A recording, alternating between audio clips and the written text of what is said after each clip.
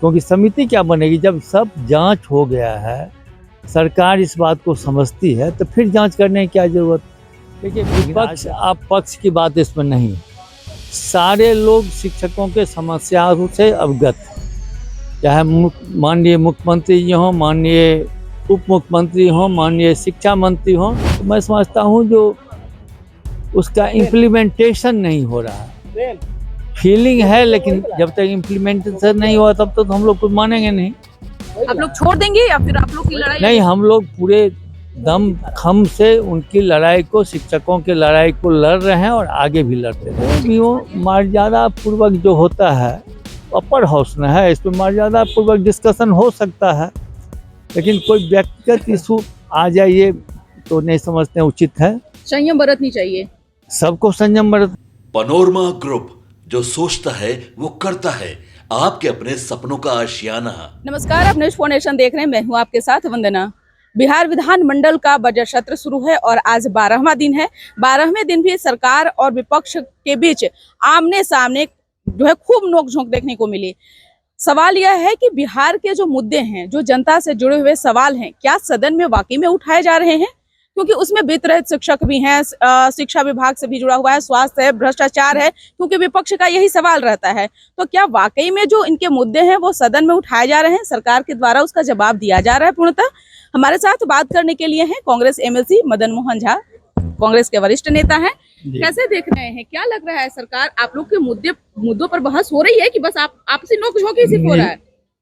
हम लोग बहुत ही मुस्तैदी से, हमारे जितने पार्षद हैं शिक्षा विभाग के मांग को उठाते रहे हैं, चाहे वित्त रहित शिक्षा हो, चाहे गेस्ट टीचर का मामला हो, चाहे नियोजित शिक्षक जो अब बीपीएससी से आए हैं उनके स्थानांतरण का मामला हो, संस्कृत मदरसा का मामला हो, सबको उठाया। और सरकार भी ये बात समझ रही है, बार बार कमेटी बनाई है, बार बार उस पर गहन छानबीन की है और जानती है ये उचित है। अनेकों बार वेतनमान देने की बात हुई है, वित्त रहित वाले को, कॉलेज को भी, शिक्षक को भी। हमारे माननीय सभापति जी, माननीय उप मुख्यमंत्री जी उस बैठक में रहे, लेकिन उसके बाद भी कोई फलाफल नहीं निकल रहा। सारे हमारे शिक्षक प्रतिनिधि हों या ग्रेजुएट प्रतिनिधि हों, सब पार्टी के से ऊपर उठ करके शिक्षकों के समस्या को उठाते रहे, लेकिन आज तक भी उसका फिर अभी कह रहे हैं 7 दिन में देंगे। एक समिति बनाई गई, हमारे माननीय सभापति जी ने एक समिति बनाई जिसमें हम लोग भी सदस्य थे, हम लोग ने अपना रिपोर्ट भी दिया, उस पर भी लगाई कोई कार्रवाई होगी। फिर सरकार ने एक समिति बनाई, हम उस समय भी कहे थे जो लटकाने का मामला है, क्योंकि समिति क्या बनेगी जब सब जांच हो गया है, सरकार इस बात को समझती है तो फिर जांच करने की क्या जरूरत। लेकिन आज तक कोई निराकरण हुआ नहीं, हम लोग लगे हुए हैं। अच्छा, आप तो कांग्रेस के पुराने नेता रहे हैं, सदन में भी आप पुराने रहे हैं, सदन की भी अच्छे से आपको जानकारी भी है कि क्या होता है नहीं होता है, लेकिन आखिरकार सरकार की मंशा क्या बता रही है? देखिए, बातचीत में तो मंशा जताती है जो हम पॉजिटिव है, लेकिन जब तक उस पर कार्रवाई नहीं होगी, उसका कोई फलाफल नहीं निकलेगा, कोई रिजल्ट नहीं, माननीय मुख्यमंत्री जी, उप मुख्यमंत्री जी उस पर कोई कार्रवाई नहीं करेंगे। शिक्षा मंत्री जी भी कई बार बोले हैं, जो हम लोग पॉजिटिव हैं, हम इस बात को अनुभव करते हैं ये सही। अच्छा, सरकार बार बार कह रही है कि हम इतना बहुत सारे लाखों वैकेंसियां लेकर के आए, शिक्षकों की भी बहालियां गवर्नमेंट की तरफ से निकाली गई, लेकिन सवाल है कि सरकार ये बताना चाह रही है कि हम शिक्षकों के पक्ष में हैं।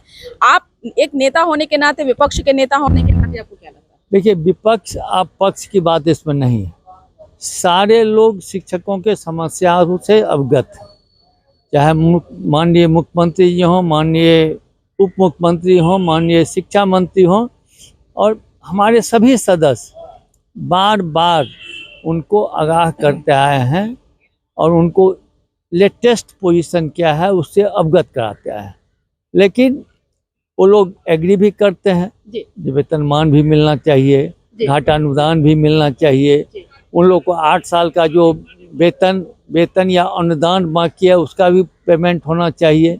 कई बार बोले जो इस महीना में 3 महीना का 3 साल का देंगे, अगले 2 महीना में और 4 साल का दे देंगे, लेकिन वो 7 से 8 हो गए। तो मैं समझता हूँ जो उसका इम्प्लीमेंटेशन नहीं हो रहा है, फीलिंग है, लेकिन जब तक इम्प्लीमेंटेशन नहीं हुआ तब तक हम लोग कुछ मानेंगे नहीं।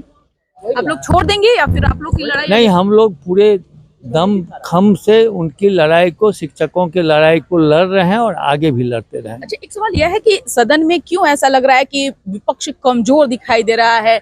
आप लोग कमजोर पड़ रहे हैं क्या?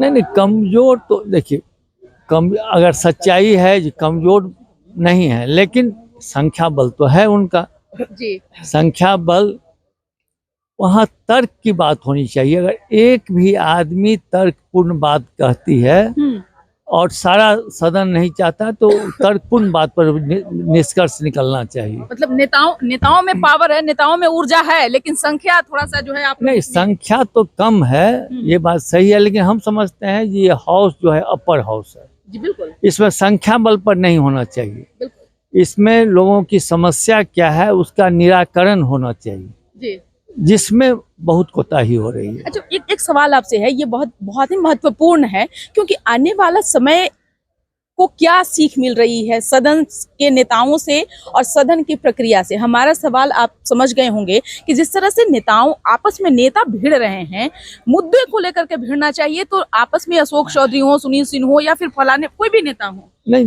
कोई भी हो, मर्यादा पूर्वक जो होता है अपर हाउस में है, इसमें मर्यादा पूर्वक डिस्कशन हो सकता है, लेकिन कोई व्यक्तिगत इशू आ जाइए तो नहीं समझते उचित है। संयम बरतनी चाहिए, सबको संयम बरतनी चाहिए, पक्ष हो या विपक्ष, एकदम संयम बरतना चाहिए। वहाँ नियम है, कानून है, सब कुछ है, उसके दायरे में होना चाहिए सब कुछ। बहुत बहुत शुक्रिया बात करने के लिए। तो आपने सुना क्या कुछ कहना था कांग्रेस के वरिष्ठ नेता, बिहार विधान परिषद के सदस्य मदन मोहन झा का। इस पर बस इतना ही। सहयोगी अभिजीत के साथ न्यूज़ फॉर नेशन पटना।